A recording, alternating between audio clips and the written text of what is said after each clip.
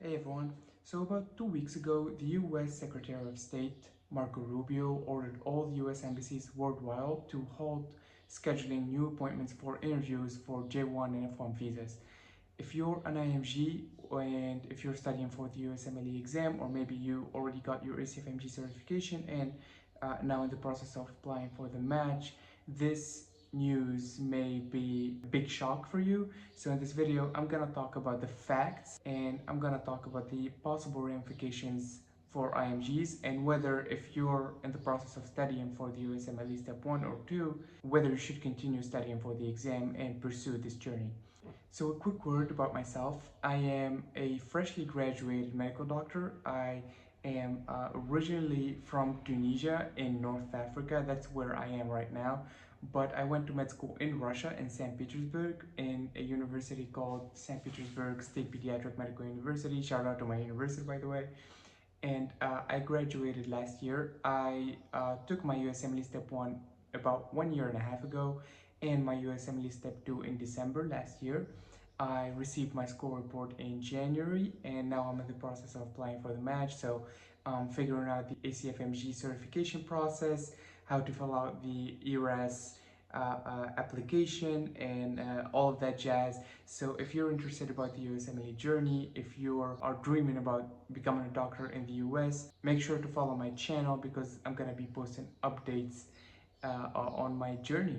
So first things first, here's what happened exactly. So on May 27th, 2025, the US Secretary of State Marco Rubio ordered all US embassies worldwide and consulates to temporarily pause scheduling of new appointments for students and exchange visa. That includes obviously the J1 visa, and that decision came as part of review and expansion of social media vetting procedures. So keyword here is temporary, and you need to understand the cause to know the possible ramifications of this. So basically Rubio wants to add stronger background checks, especially checking people's social media before they get a visa. He says that this is to protect the national security and obviously prevent some terrorist ideology getting into the US.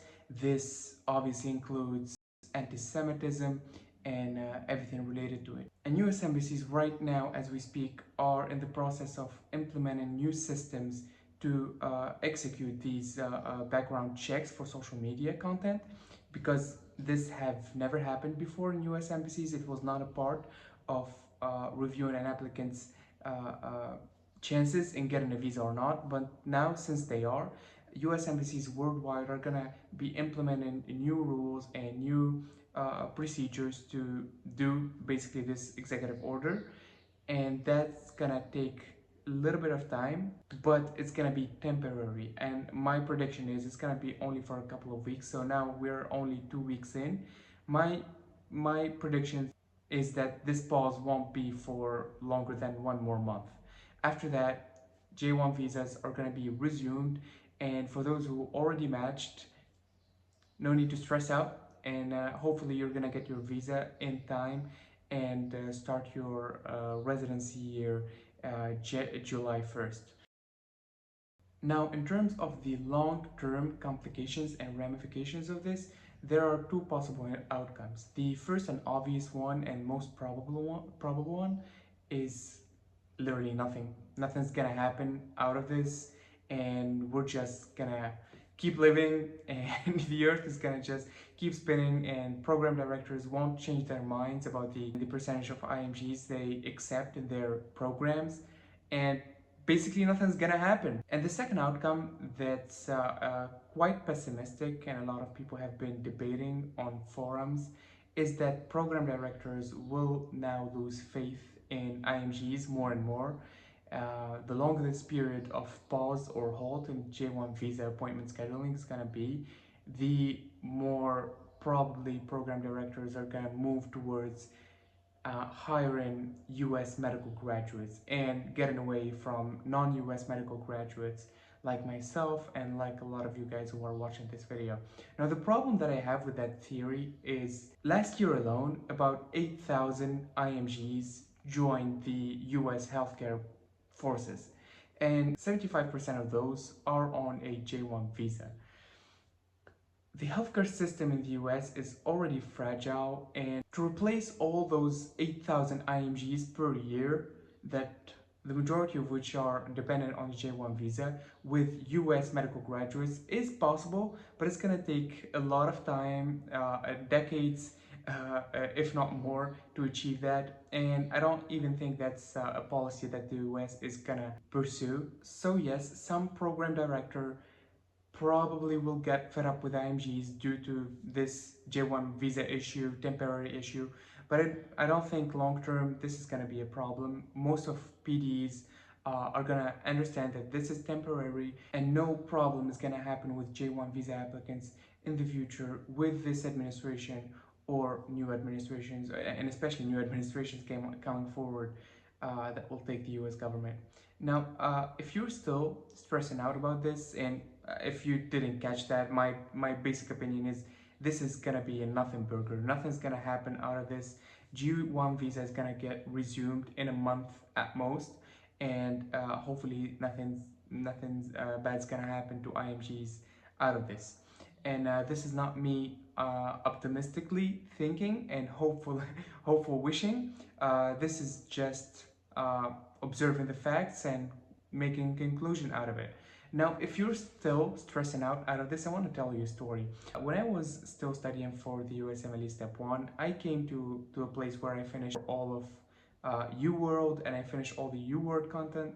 And by that point, I wanted to start taking the MBMEs because in about 1.5 months, I wanted to take my Step 1.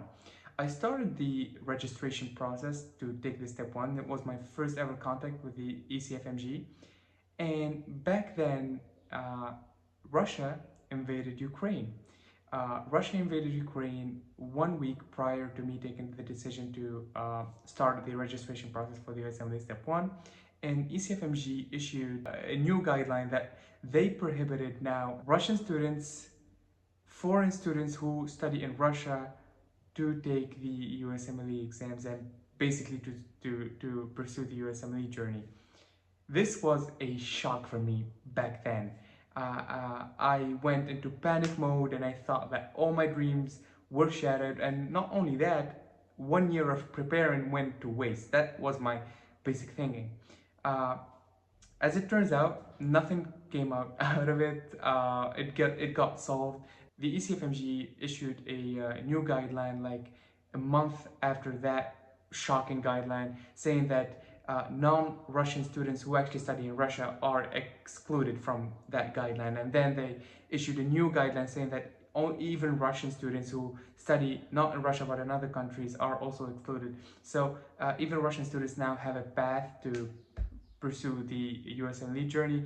But I'm just sharing this story to tell you that these things in the grand scheme of things are usually temporary and nobody's gonna remember this in 1 year or in 1.5 years. So what I want you to know is the USMLE journey is not only about preparing for the exams and studying hard, it's also about developing your personality and learning how to master composure in moments like these, especially in moments of geopolitical instability like what's happening right now.